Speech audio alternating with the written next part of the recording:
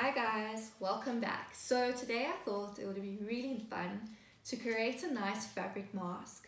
The reason why I've chosen this specific pattern is that it has a lot of different layers and I feel really safe when I'm wearing it. It's an easy project and it's really a lot of fun to sew. So I do hope that you enjoy it and you're able to create something amazing for yourselves. You'll need the following for today's project. For the strapping at the back, you can use velcro and different sizes of elastic or elastic with a buckle.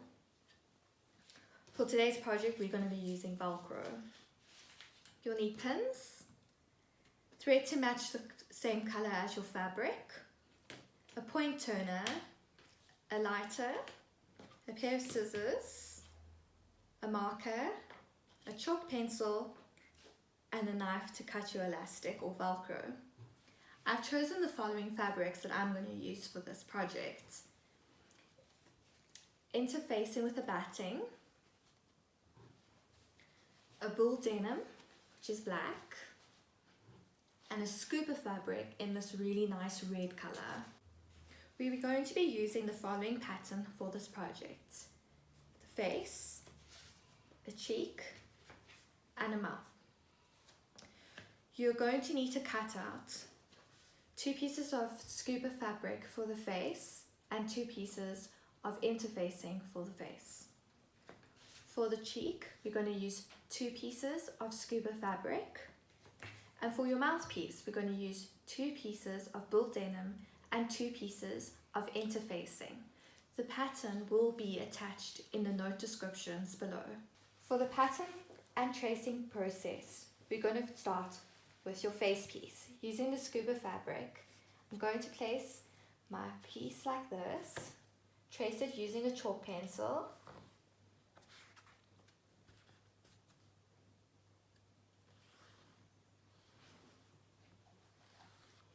and then I'm going to flip it and repeat the process. I require 2 pieces of this. I'm going to do the exact same steps for the face piece with my interfacing. For the cheek, I'm going to use the scuba fabric. I'm going to flip the piece like this to start. Again, I'm going to trace it out.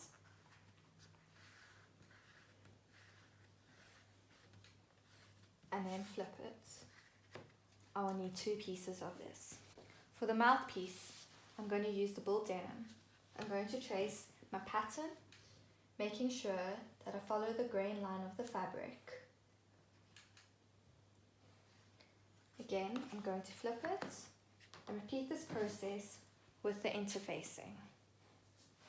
I'll have the following pieces once I've finished cutting: 2 pieces of the face scuba fabric, 2 pieces of interfacing for the face, 2 pieces of bull denim for the mouth, 2 pieces of interfacing for the mouth, and 2 pieces of the cheek in the scuba fabric. For the interfacing process, for those of you who've never used interfacing has a glue on it. It has like a rough feeling to it. This is the part that you're going to be ironing. So you're going to face the glue part down onto your fabric. The fabric will be the opposite way. And in placing the iron, you're going to hold it there for a few minutes. For this project, we're using interfacing as an extra filter and barrier rather than a stiffening material. When you're ironing, just make sure that everything is stuck down nicely and no bubbles are created. This should take a few minutes because it is a little bit thicker than the thinner interfacings. Once I've completed ironing the interfacing onto these 4 pieces, I take my pair of scissors and trim off any interfacing that is sticking out, just to make it neat. I'm now ready to pin my pieces together to join them. I'm going to face the 2 fabrics to meet each other, so the batting should face you. I'm then going to pin so that my corners line up neatly. I'll be joining it over here. The same process with your face piece. I'll be pinning so that I can join over here at the bottom. Once I've completed pinning, it will look like this, making sure the fabric is facing each other. To begin sewing, I'm going to use a red thread, a standard straight stitch. My stitch size will be 3.5 and the stitch length will be 2.6. I'm going to start attaching the mouthpiece together. I'm going to use a 0.5 centimeter seam allowance, which was already taken into consideration with the pattern piece. Making sure to back tack at the start and the end to reinforce the stitches.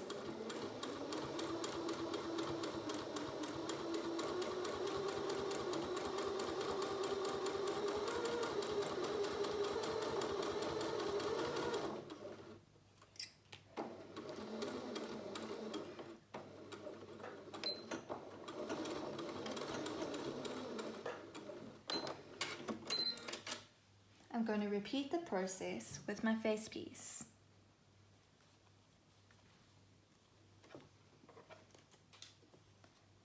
Because this piece is quite thick, just make sure that when you are sewing that you line it up with your hands as well as your pins. Again, using a 0.5 centimeter seam allowance and going all the way at the bottom.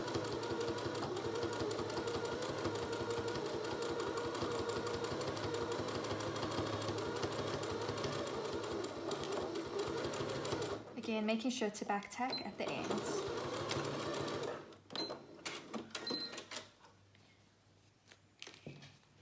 You're going to remove all your pins and the results will be your two pieces attached.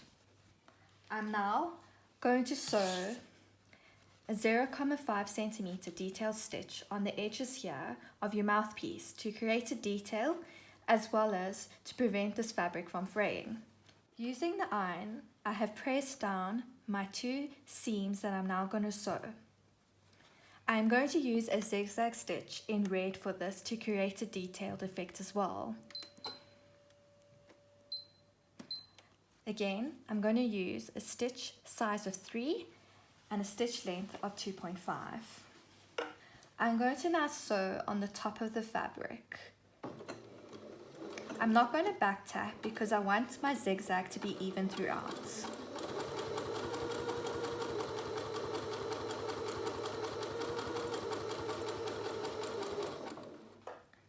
I'm going to repeat this process on the other side.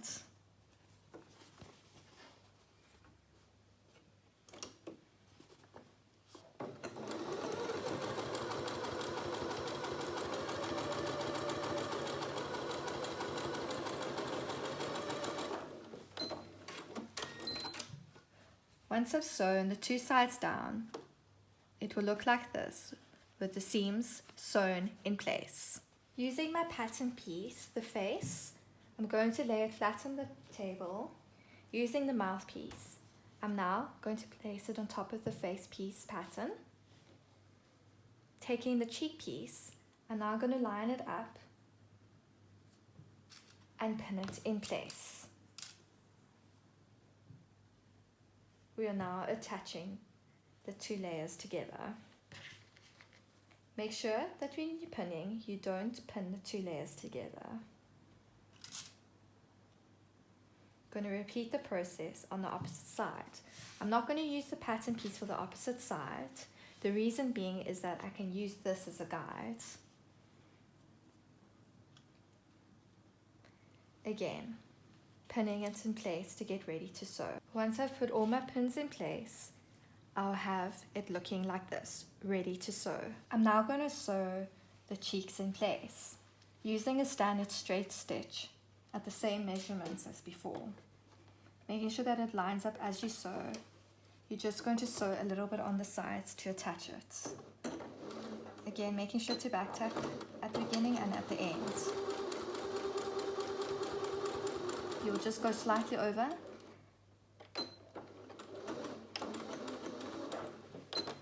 Repeating the same process for all four sides. I'm removing my pins because the fabric is quite thick, so I have to fiddle with it a little bit while I am sewing. So it's just easier for me to hold it in place while I'm sewing. But that obviously depends on your technique and what you're comfortable with.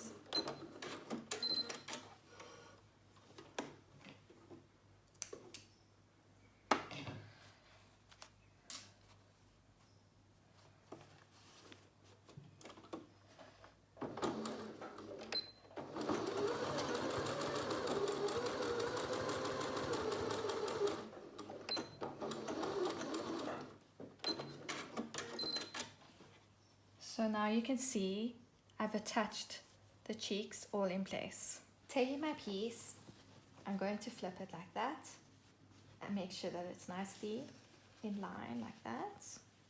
I'm then going to take my face piece, line it flat, make sure everything lines up nicely, slip this piece inside this piece like that. So you'll have it looking like that.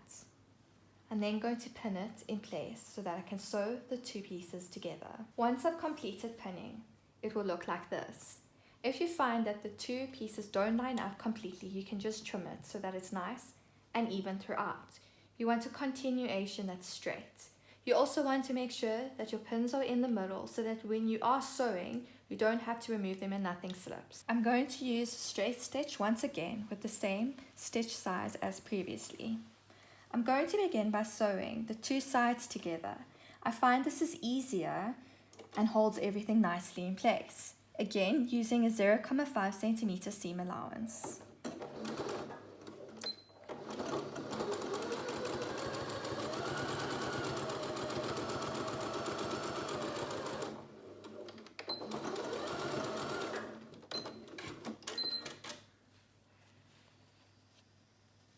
When you're sewing, again, make sure that you just pull the fabric with your fingers so that everything does line up because you are working with a few layers now.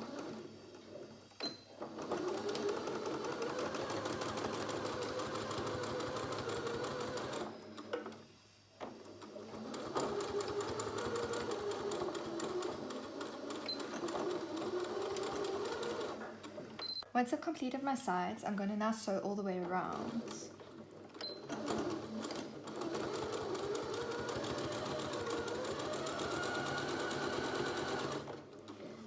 I'm going to flip it like this, so it's just easier because it's very, very thick. When you're going over the seam, make sure that the seam all lines in the same direction. Going over this, you just go slowly because it is very thick.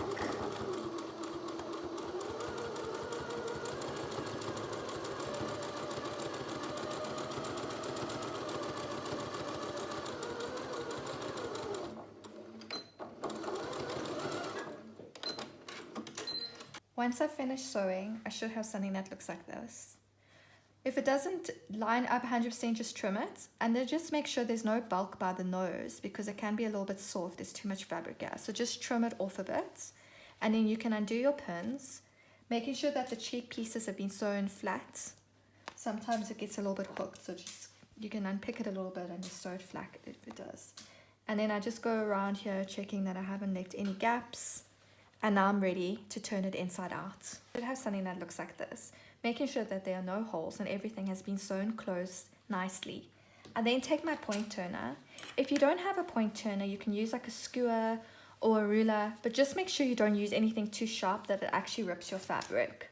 So taking my point turner, I'm going to neatly pull out the corners on both sides. Just creates like a really nice finish and evens out your fabric nicely.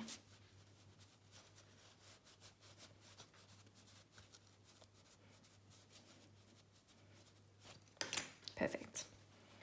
So you should have something that looks like this, making sure that also your seams line up 100%. So as I explained earlier in the video, we have different options for the strapping at the back. So your first option will be a buckle option. So you would put your buckle in place with your elastic and sew two pieces to hold it. I then will attach it with the piece sewing 2 straight lines down like that, and another piece like that. So it creates a mechanism. These pieces are 25 centimeters long. For the thicker band, this is quite nice for people that have a bigger head or face size, but then your person would need to be there so you can measure the head and then attach it. Again, I would attach it sewing 2 lines down like that, and the same, obviously not as big, but like that. So for today's demonstration, we're going to be using the velcro. This is really nice because it does fit most head sizes, and they can just adjust it their own size. So I use the velcro because I sell the masks. So I've cut a 25 centimeter piece on both sides. I've got like a really ugly rough side and a soft side. I'm going to take the rough side and face it towards my fabric so it doesn't scratch you, and pin it in place. I'm going to measure 5 centimeters from the start to the end so that's even on both sides. The same with the other piece. I'm going to use the really nice soft side facing up. Once I've completed pinning and measuring, I should have something that looks like this. I then close it to make sure that I've pinned it all correctly so that it closes nicely. I'm now going to sew it in place. So for this part of the project, I'm going to be using a black thread and a red bobbin. The reason why I'm doing this is because I'll be sewing on this side, so the black side of the Velcro, and then the thread will come through onto the red side. So the trick I've learned is that if you want it like that, I'm going to use black and red. If I was to sew it the other way, I would then use a red thread and a black bobbin. So to do this, I'm going to use a zigzag stitch. I'm going to change it to the biggest size possible, which is a 7. And then I want the length of the stitch to be quite close together. I want to create a nice detail here as well, so that's why I'm doing this. So it also looks really nice on the back side. So making sure that your Velcro is open nicely. And then I'm going to place it directly with the foot in the middle. Lowering, making sure that everything's straight and neat in place. I'm then going to sew all the way down. Make sure to remove your pins.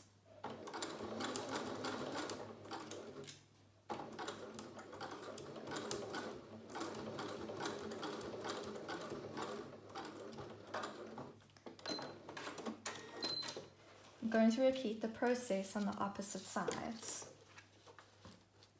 It is easier to hold your hands on both sides so that nothing slips. Again, make sure to remove your pins. All the way to the ends.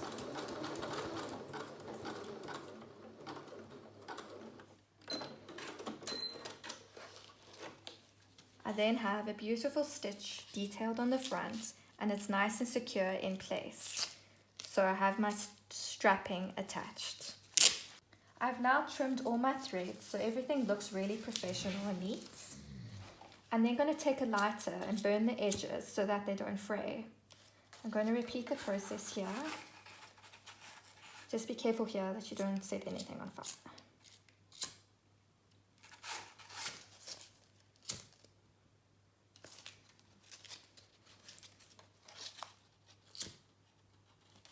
You'll see here that I have a pocket here.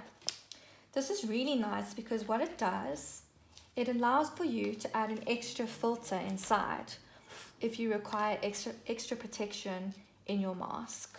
Okay guys, so to wrap up the mask project, a good test to see that your mask does create sufficient coverage for when you are in public is to use the test spray. This is not a medical test. We're literally just seeing that you are going to be safe when you're wearing your mask and nothing can enter it. So I'm going to be using hairspray as my tester. You can use deodorants, whatever you have that will work. The trick here is to see if the spray does exit your mask. If it doesn't, this is really, really good coverage for you. As you can see, nothing is coming out from the other side. So it creates a really perfect protection for you and your family. Okay guys, so that's a wrap up for today. I really do hope you're able to create the perfect mask to keep you safe and your family safe during these difficult times. Please don't forget to like and subscribe for more channel updates, and I'll see you soon.